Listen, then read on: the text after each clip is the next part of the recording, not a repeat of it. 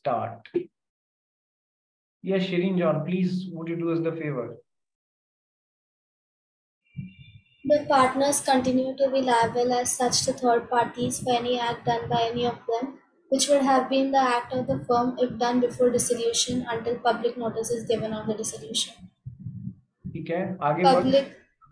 Public notice may be given by any partner, estate of a partner who dies, who is adjudged insolvent, who retires from the firm, and who is not known to the persons dealing with the firm to be a partner is not liable Under for section acts under section 45 for acts done after the date on which he ceases to be a partner. देखो, एक बार firm खत्म हो रही है तो उसके बाद में पार्टनर्स की liability for acts of partners done after dissolution कि सर एक बार ये फर्म खत्म हो रही है, फर्म डिसॉल्व हो रही है, उसके बाद में इसके पार्टनर्स कुछ काम करते हैं तो क्या उसके लिए पार्टनरशिप फर्म लायबल रहेगी? देखो, इसका आंसर ऐसा बनता है, सर ये पार्टनरशिप फर्म खत्म हो रही है लेकिन इस बात का पब्लिक नोटिस अभी तक नहीं दिया है, मेन की इधर छुपी हुई है. ठीक है, यदि फर्म डिसॉल्व हो रही है और डिसॉल्व हो गई, इस बात का पब्लिक नोटिस भी तो देना जरूरी होता है, नहीं तो लोगों को कैसे पता पड़ेगा कि अब ये फर्म खत्म है? वो तो आज भी यही समझेंगे ना कि ए बी सी और डी जो है पार्टनर्स हैं, पार्टनरशिप फर्म के बिहाफ पे काम कर रहे हैं. ठीक है, तो फिर उनको गलतफहमी हो जाएगी. तो सर फर्म जब डिसॉल्व हो रही है इस बात का पब्लिक नोटिस देना जरूरी होता है. तो पब्लिक नोटिस देने के बाद में इनमें से किसी ने भी कुछ काम किया है उसके लिए फर्म रिस्पॉन्सिबल नहीं होगी. तो सर क्या इसका मतलब यह है कि फर्म डिसॉल्व हो गई लेकिन पब्लिक नोटिस नहीं दिया? तो पब्लिक नोटिस नहीं दिया है अभी तक और किसी भी पार्टनर ने फर्म के नाम से कोई काम कर दिया तो उससे फर्म बाइंड हो जाएगी पब्लिक नोटिस देने से पहले? हाँ सर, हो जाएगी, भले ही फर्म डिसॉल्व हो गई हो, वो रिस्पॉन्सिबल रहेगी क्योंकि अभी तक पब्लिक नोटिस नहीं दिया. ये पहली बात समझ में आई आपको? बोलो हाँ या ना. ठीक है, बहुत सिंपल है, बस ये दिमाग में ये फंडा घुसा लो, फर्म डिसॉल्व हो रही है उसका पब्लिक नोटिस देना जरूरी है. यदि पब्लिक नोटिस नहीं दिया है तो फिर उसके लिए पब्लिक नोटिस देने तलक इसके फर्म के किसी भी पार्टनर ने फर्म के नाम से कोई भी काम कर दिया तो उससे फर्म बाइंड होगी. ये बात ध्यान रखना. आओ वापस पढ़ते हैं. द पार्ट और सभी पार्टनर्स, फर्म भी रेस्पॉन्सिबल होगी और बाकी के पार्टनर्स भी रेस्पॉन्सिबल होंगे. ठीक है, the partners continue to be liable. अपन क्या पढ़ रहे हैं? Liability of partners upon dissolution. तो सर पार्टनर्स भी रेस्पॉन्सिबल होते ही हैं. So the partners continue to be liable as such to third parties for any act done by any of them, yani any of partners, which would have been the act of the firm if done before dissolution. यानी कि वो वैसा ही काम होता है जैसे कि dissolution से पहले किसी एक पार्टनर के द्वारा किए गए काम से बाकी के पार्टनर्स रिस्पॉन्सिबल हो जाते हैं. तो सर उसी तरीके से एक आदमी के द्वारा किए गए, एक पार्टनर के द्वारा किए गए काम से बाकी के सभी जने रिस्पॉन्सिबल हो जाते हैं. The partners continue to be liable as such to third parties for any act done by any of them which would have been the act of the firm if done before dissolution until public notice is given of the dissolution. Keyword ये बेटा, ये आना चाहिए और इसी से correlate करना है. फंडा समझा दिया मैंने आपको कैसे. अंटिल पब्लिक नोटिस सभी पार्टनर्स और पूरी फर्म भी वैसे ही बाइंड होते जाएंगे. ठीक है, नाउ पब्लिक नोटिस कौन दे सकता है? सर कोई भी एक पार्टनर भी दे सकता है. ऐसा नहीं है कि सारे पार्टनर्स मिलके ही देवे हैं सर, कोई भी पार्टनर दे सकता है, सारे पार्टनर्स मिलके भी दे सकते हैं. अकेले एक के मन में आ गई, देखो डर कहाँ लगता है? डर ऐसे लगता है, मान लो फर्म डिसॉल्व हो गई, अभी तक पब्लिक नोटिस दिया नहीं गया है, तो इनमें से कोई भी कुछ भी करके आ जाए उसके लिए फर्म और बाकी के पार्टनर सब रिस्पॉन्सिबल होने लग जाएंगे. अब इस पार्टनर को डर लगने लग गया कि यार स्थिति ऐसी हो गई है कि अभी भी कोई कुछ करके आ जाए तो हम सब रिस्पॉन्सिबल हो जाएंगे. ये भागा भागा गया, पब्लिक नोटिस छपवा दिया. ठीक है, पब्लिक नोटिस छपवा दिया, पूरी फर्म के बिहाफ पे ही छपवा सकता है, वो तो कोई एक जना भी दे सकता है, हमने अभी पढ़ा. तो सर सबके लिए वो पब्लिक नोटिस की रिक्वायरमेंट पूरी हो गई. भले ही ये अकेला भी छपवा सकता है, सब मिलके भी छपवा सकते हैं, अकेला भी छपवा सकता है, पब्लिक नोटिस दे सकता है, कोई प्रॉब्लम नहीं है. क्योंकि ये उससे इफेक्ट हो रहा है पब्लिक नोटिस नहीं आने से। कल को ये कुछ भी काम करके आ गया, ये कुछ भी काम करके आ गया, उससे पूरी फर्म और बाकी के पार्टनर्स बाइंड होने लग जाएंगे। तो ये बाइंड नहीं होना चाहता, इसने खुद ने अपने बिहाफ पे अपने से पब्लिक नोटिस दे दिया। पब्लिक नोटिस में भी गिवन बाय एनी पार्टनर। ठीक है, अभी तक समझ में आ गया? बोलो हाँ, यस और no. Yes everyone? Yes, sir. ठीक है, आगे, the estate of a partner who dies, who is adjudged insolvent, or who retires from the firm and who is not known to the person dealing with the firm to be a partner। यानी कि यहाँ पर ये तीसरे point में किसकी बात कर रहे हैं? तीसरे पॉइंट में डॉर्मेंट या स्लीपिंग पार्टनर की बात कर रहे हैं। डॉर्मेंट या स्लीपिंग पार्टनर की बात कर रहे हैं। ठीक है, is not liable under section 45, is not liable under section 45। ठीक है, for acts done after the date on which he ceases to be a partner। देखो ये पॉइंट याद रखने के हैं कि सर अपन ने वैसे भी एक चीज तो पढ़ी हुई है ना कि सर यदि कोई पार्टनर डेथ के कारण बाहर जा रहा है तो उस डेथ का पब्लिक नोटिस देना जरूरी नहीं होता है, या कोई पार्टनर इंसॉल्वेंसी के कारण बाहर जा रहा है तो उसका पब्लिक नोटिस देना जरूरी नहीं होता है। अदरवाइज कोई पार्टनर एक्टिव पार्टनर है, वो नॉर्मली रिटायर हो रहा है, उसका पब्लिक नोटिस देना जरूरी होता है। अपन ने ये भी पढ़ा है कि सर एक स्लीपिंग या डॉर्मेंट पार्टनर है, वो यदि बाहर जा रहा है तो उसका पब्लिक नोटिस देना जरूरी नहीं होता है। तो वही चीजें, यही तीनों चीजें यहाँ पर रिपीट हो गई कि सर डेथ के कारण कोई पार्टनर बाहर जा रहा है, या इंसॉल्वेंसी के कारण बाहर जा रहा है, या स्लीपिंग या डॉर्मेंट पार्टनर जो है वो बाहर जा रहा है, और इस कारण फर्म जो है वो डिसॉल्व हो रही है, इस कारण फर्म जो है वो डिसॉल्व हो रही है, तो फिर पब्लिक नोटिस देने की कतई आवश्यकता नहीं है। क्या ये बात समझ में आई आपको? बोलिए हाँ या ना। आप तो बस ये समझो, कोई डेथ के कारण बाहर जा रहा है, या इंसॉल्वेंसी के कारण बाहर जा रहा है, या कोई स्लीपिंग या डॉर्मेंट पार्टनर बाहर जा रहा है, अपन को ऑलरेडी ध्यान है कि इन तीनों ही सिचुएशन में पब्लिक नोटिस देने की कोई जरूरत नहीं होती है। So the estate of partners, तो उनकी एस्टेट भी लायबल नहीं होगी। जो मरा है, मरने के बाद चाहे पब्लिक नोटिस दिया है नहीं दिया है कोई फर्क पड़ता ही नहीं है। जो इंसॉल्वेंट हुआ है उसकी भी एस्टेट किसके पास में चली जाएगी? ऑफिशियल रिसीवर के पास में चली जाएगी। इंसॉल्वेंट होने के बाद के काम, पार्टनरशिप के कामों के लिए वो फर्म वो उस इंसॉल्वेंट आदमी की एस्टेट रिस्पॉन्सिबल नहीं होगी। ठीक है, so estate of a partner who dies, who is adjust instalment and who is dormant और स्लीपिंग पार्टनर, ठीक है, is not liable for acts done after the date on which he ceases to be a partner। after the date on which he ceases to be partner, ये ज्ञान आपको पहले से है, बस यहाँ पर डाल दिया गया है। चलिए इसी के साथ अपना फर्स्ट पॉइंट खत्म।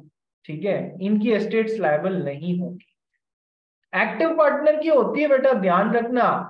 एक्टिव पार्टनर की एस्टेट यदि पब्लिक नोटिस अभी तक नहीं दिया गया है ना, एक्टिव पार्टनर की एस्टेट लायबल होगी, इसीलिए उसको डर लगता है, वो अलग से भाग के पब्लिक नोटिस दे सकता है।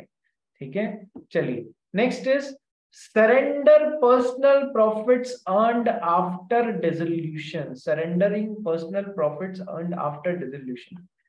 अच्छा, ये तो डिसोल्यूशन के बाद की बात है। पर्सनल प्रॉफिट्स यदि किसी पार्टनर ने अर्न कर लिए हैं तो क्या वो उसको फर्म में सरेंडर करने पड़ेंगे क्या? ये तो फर्म के डिसोल्यूशन के बाद की बात है। फर्म के डिसोल्यूशन से पहले अपन ने क्या पढ़ा है? यदि कोई पार्टनर फर्म के नाम से या फर्म के प्रॉपर्टी को यूज करते हुए या फर्म के बिजनेस कनेक्शन को यूज करते हुए या फर्म के किसी ट्रांजैक्शन, फर्म के साथ में किए गए किसी ट्रांजैक्शन से कोई पर्सनल प्रॉफिट कमा रहा है तो उसे अकाउंट विद करना पड़ेगा फर्म को, और वो सारा फर्म को देना पड़ जाएगा। ये तो अपन ने डिसोल्यूशन से पहले की बात पढ़ी हुई है या नहीं पढ़ी हुई है ना? सेक्शन 16 याद आ रहा है? सेक्शन 16 टेस्ट में भी दिया था मैंने। यस, तो ये तो ध्यान ही कर लो आप लोग। अब डिसोल्यूशन के बाद में पर्सनल प्रॉफिट्स यदि किसी पार्टनर ने कमा लिए हैं तो फिर क्या होगा, आइए पढ़ते हैं Shirin. Unless there is a contract to the contrary, any profit from transactions undertaken in firm's name or by use of firm's property after the dissolution by death but before completion of winding up, made by surviving partner or representative of a deceased partner, shall be surrendered to firm. However, where any partner or his representative has bought the goodwill of the firm, he is entitled to use the firm's name. देखो, surrendering of personal profits earned after dissolution तो करीब करीब वही rule है कि sir जब तक कि कॉन्ट्रैक्ट अदरवाइज नहीं बोलता है तो फिर आपने फर्म के नाम को यूज करते हुए या फर्म की प्रॉफिट को यूज करते हुए या फर्म के किसी ट्रांजैक्शन से यदि कोई प्रॉफिट कमाया है before completion of winding up, यानी कि डिसॉल्व तो हो गया लेकिन डिसोल्यूशन होने के बाद में वाइंडिंग अप की प्रोसीजर करनी पड़ती है, अफेयर्स खत्म करने पड़ते हैं जो भी पेंडिंग है। तो अभी फर्म डिसॉल्व हो गई लेकिन अभी वाइंडिंग अप कंप्लीट नहीं हुआ है, तो आपने उस दौरान फर्म का नाम यूज करते हुए, फर्म की प्रॉपर्टी यूज करते हुए, फर्म के ट्रांजैक्शन को यूज करते हुए, ठीक है, फर्म के ट्रांजैक्शन से कोई प्रॉफिट कमा लिया है, ठीक है, तो फिर made by the surviving partner और representative of a deceased partner, यानी कोई मरा है उस केस में, it shall be surrendered to the firm. ये मेरे ख्याल से नॉर्मल भी और नॉर्मल सर्कमस्टेंसेस में भी होना चाहिए। ये मैं एक बार कंफर्म करके बताऊंगा आपको कि मरने के अलावा भी ये रूल लगता है क्या, जस्ट मुझे एक बार कंफर्म करना रहेगा। तो मेन रूल क्या है सर, पहले जो रूल था वही बाद में भी रूल है कि सर फर्म के नाम से, फर्म के बिजनेस कनेक्शन को यूज करते हुए, फर्म की प्रॉपर्टी को यूज करते हुए, फर्म के ट्रांजैक्शन से यदि किसी ने डिसोल्यूशन के बाद लेकिन वाइंडिंग अप के affairs, winding up affairs complete होने से पहले यदि कोई पर्सनल प्रॉफिट कमा लिया है तो फिर वो पूरा फर्म को देना पड़ जाएगा। बस इसका एक एक्सेप्शन है कि सर हाँ, यदि किसी ने फर्म की गुडविल खरीदी है तो फिर वो फर्म का नाम यूज करके प्रॉफिट कमा सकता है। ये तो अपन ने कल भी पढ़ा था। वंशा बोल क्या हुआ? सर अभी आपने बोला कि अगर फर्म डिसॉल्व हो जाती है तो उसके बाद जो प्रॉफिट जो अर्न करेगा वो उससे फर्म को देनी पड़ेगी। हाँ हाँ, तो इसमें क्या डाउट हुआ तेरे को? बट सर फर्म तो डिसॉल्व हो गई ना। क्या बोल रही है? पीछे से बर्तन की आवाज आ रही है, वापस बोल। बट सर फर्म तो डिसॉल्व हो गई ना, तो वो देके क्या करेगा? बेटा फर्म देख, वही तो बता रहा हूं मैं तेरे को, फर्म डिसॉल्व हो गई, खत्म हो गई, लेकिन अभी तक वाइंड अप होना बाकी है। इसमें फर्क होता है। क्या फर्क है कि सर डिसॉल्व हो गई लेकिन अभी तक कुछ अफेयर्स पेंडिंग है जिनको खत्म करने के बाद में वो फर्म वाइंड हो। डिसॉल्व मतलब खत्म, अब से ये तो डिसाइड हो गया कि हम अब साथ में नहीं रहेंगे, पार्टनरशिप बिजनेस नहीं कंटिन्यू करेंगे, लेकिन अभी भी कुछ ऐसे हो सकते हैं ना अफेयर जो कि पूरे करने बाकी हो, जैसे कि फर्म की सारी एसेट्स इकट्ठी करना, उसमें से फर्म की लाइबिलिटीज को चुकाना, कोई सरप्लस है तो वो सरप्लस पार्टनर्स के बीच में बांटना, कोई यदि कमी पड़ रही है, नेगेटिव आ गया, लाइबिलिटी ज्यादा है एसेट कम है, तो फिर वो सारे पार्टनर्स से इकट्ठे करके लोगों की लाइबिलिटी पूरी करना। ये सब अफेयर्स डिसोल्यूशन के बाद में वाइंडिंग अप के अफेयर्स बाकी रहते हैं ना, अभी टाइम लगेगा ना इधर से इधर पहुंचने में। बात समझी? हाँ सर समझा। ठीक है, तो इस दौरान भी आपने कुछ ऐसा पर्सनल प्रॉफिट्स कमाने वाला काम कर दिया तो वो सारा किसको दोगे? फर्म के खाते में ही जाएगा। बात समझ आ गई? हाँ सर। ठीक है, देखो सेक्शन 50 की अपन बात कर रहे थे ना, मैं तुमको डायरेक्टली सेक्शन 50 पढ़ा देता हूँ। सेक्शन 50 ऑफ ये इंडियन पार्टनरशिप एक्ट का टेक्स्ट है, personal profits earned after dissolution.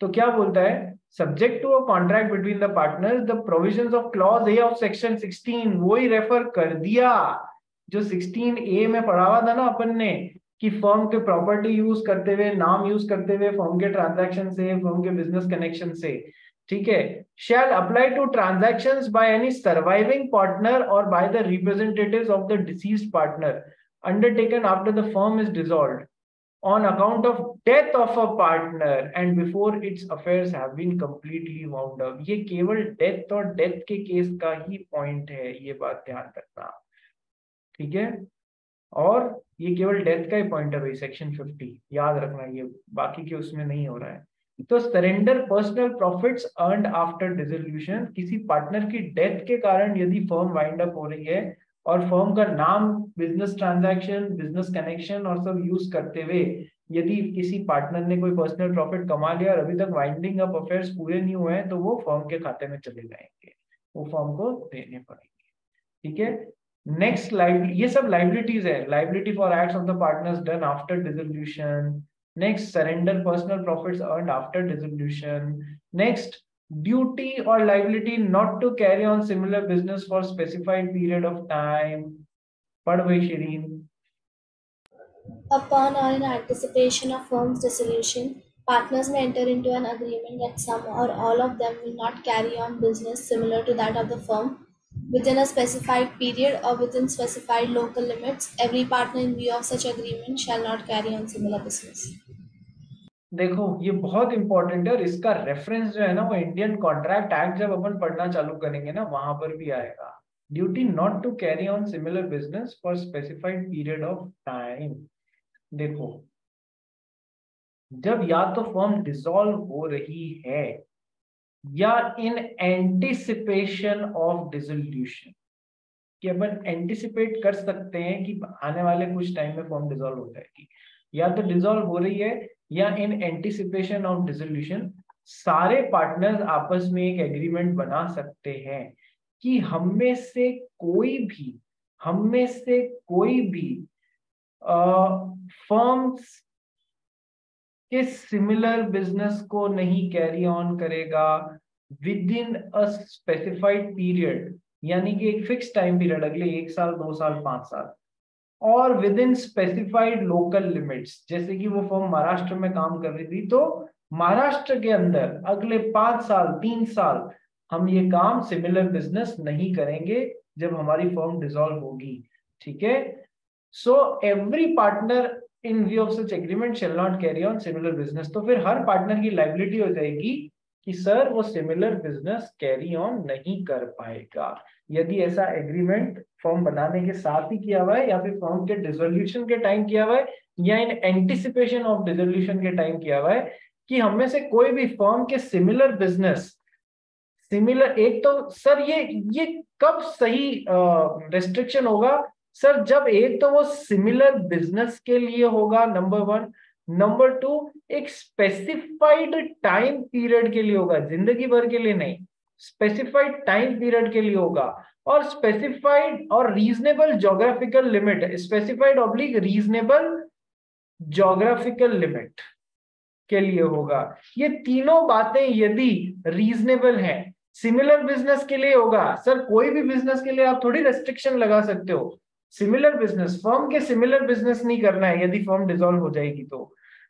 क्यों रेस्ट्रिक्शन लगाया, थोड़ा सा दिमाग चलाओ कि आप फर्म के जैसा सिमिलर बिजनेस नहीं कर सकते। ऐसा इसलिए लगा रहे हैं, कल को फर्म की गुडविल जो भी खरीद रहा है, मान लो आप एक काम कर रहे हो महाराष्ट्र में, आपकी A B C और D, आप 4 दोस्त हो, उनकी चार्टर्ड अकाउंटेंसी फर्म है, ठीक है, या फिर मान लो उनकी है ना वाटर बॉटल ये mineral water bottles, mineral water का काम है।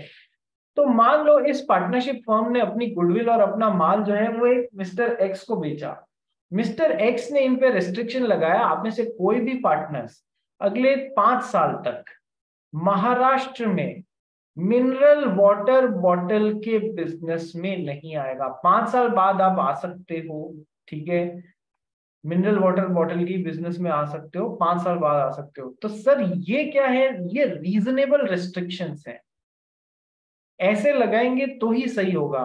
नॉन रीजनेबल रेस्ट्रिक्शंस लगाओगे ना तो फिर वो वॉइड एग्रीमेंट हो जाएगा, गलत हो जाएगा। कैसे सर, सिमिलर बिजनेस मैंने आपसे मिनरल वाटर बॉटल बिजनेस का ही गुडविल खरीदा है, तो उसके लिए तो रोकूंगा आपको, बाकी तुम कोई भी काम धंधा करो, मेरे को क्या प्रॉब्लम। सर जिधर आप धंधा करते थे, जहां आपकी गुडविल है, वहीं के लिए रोक रहा हूँ, स्पेसिफाइड ज्योग्राफिकल लिमिट के लिए रोक रहा हूँ। यदि आपका काम केवल इस पार्टनरशिप फर्म का महाराष्ट्र का था और मैंने आपको पूरे इंडिया में ये काम करने से रोक दिया, तो फिर ये वॉइड एग्रीमेंट होगा, क्योंकि ये नॉन रीजनेबल रेस्ट्रिक्शन है। ठीक है। और यदि मैंने आपको एक स्पेसिफाइड टाइम पीरियड के बजाय लाइफ टाइम के लिए रोक दिया, तो भी वो गलत हो जाएगा। ठीक है। तो रिस्ट्रिक्शंस आप लगा सकते हो कि बाहर जाने वाले पार्टनर्स के ऊपर रिस्ट्रिक्शन लगा सकते हो, लेकिन वो रीजनेबल रिस्ट्रिक्शन होने चाहिए। क्या? कि सर वो सिमिलर बिजनेस नहीं कर सकते हैं, वो स्पेसिफाइड टाइम लिमिट के लिए उनको रोका जा सकता है, और स्पेसिफाइड ज्योग्राफिकल लिमिट के अंदर अंदर रोका जा सकता है, जो कि तीनों ही बातें रीजनेबल होनी चाहिए। ये लाइबिलिटी है, फिर आप ड्यूटी है आपकी कि आप similar business specified time period में स्पेसिफाइड ज्योग्राफिकल लिमिट्स में नहीं करोगे। बात समझ में आ गई? बोलिए हाँ या ना। इजी है ना? क्या दिक्कत है? तुमको एक लाइव एग्जांपल बताऊं, शायद मैंने तुम्हारे साथ में डिस्कस किया भी है। तुमने बिस्लेरी का नाम सुना है? Bisleri mineral water bottle, purified water bottle. और बेली, पार्ले जी जो कंपनी थी ना, पार्ले, वही पहले बिस्लेरी बनाती थी। ठीक है। तो जिसने पार्ले से ये बिस्लेरी का बिजनेस खरीदा, उसने पार्ले पे रेस्ट्रिक्शन लगाया कि आप अगले 5 या 10 साल तक मिनरल वाटर या बॉटल्ड वाटर के बिजनेस में, यानी सिमिलर बिजनेस में, फॉर स्पेसिफाइड टाइम पीरियड। ठीक है।